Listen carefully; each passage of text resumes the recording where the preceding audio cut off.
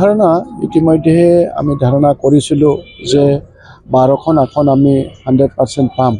হয়তো আৰু আমাৰ যি দেখিছোঁ আমি যে বৰ্তমান আমি মাইনৰিটি অঞ্চলতো আমাৰ ভাৰতীয় জনতা পাৰ্টিৰ প্ৰতি যথেষ্ট ৰাইজ উৎসাহিত আৰু সেই হিচাপত আমাৰ যিদৰে আজি কেন্দ্ৰীয় চৰকাৰে আজি অসমখনক আৰু যি নৰ্থ ইষ্টক আগুৱাই লৈ যাবৰ বাবে যিদৰে শক্তিশালীভাৱে কাম কৰিছে, আজি যিখিনি অসমৰ বাবে কৰিবলগীয়া আছিলে তাৰ বাবে যিখিনি যোগাত্মকভাৱে সঁহাৰি জনাইছে কেন্দ্ৰীয় চৰকাৰে আৰু অসম চৰকাৰে শক্তিশালীভাৱে আজি দেশ স্বাধীনতা লাভ কৰা 60-70 বছৰে যিবিলাক কাম কংগ্ৰেছে কেতিয়াও চিন্তাই কৰিব পৰা নাছিলে, কেতিয়াও কল্পনাই কৰিব পৰা নাছিলে, এইখিনি কাম বৰ্তমান মুখ্যমন্ত্ৰী ডক্টৰ হেমন্ত বিশ্ব শৰ্মা ডাঙৰীয়াৰ নেতৃত্বত আজি মানুহে চকুৰ আগতে এইখিনি কাম হৈ উঠা দেখিছে।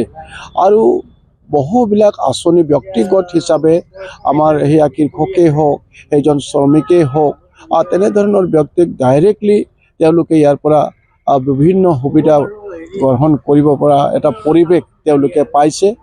আৰু যোৱা দিনবিলাকত বিভিন্ন জাতি জনগোষ্ঠীৰ মাজত আমি যিদৰে মিলা প্ৰীতিৰ এটা পৰিৱেশ আমি দেখা নাছিলোঁ, সেই পৰিৱেশ এতিয়া ঘূৰি আহিছে।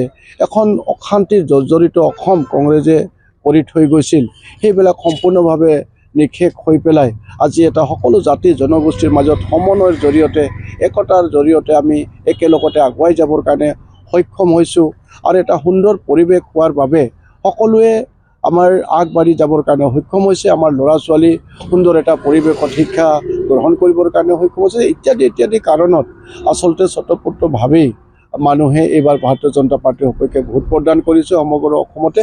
আৰু সেইকাৰণে আমি ভাবিছোঁ যে আমি 12টা ধাৰণা কৰিছিলোঁ যদিও হয়তো তাতকৈ আৰু আমি প্লাছ হ'ব পাৰিম।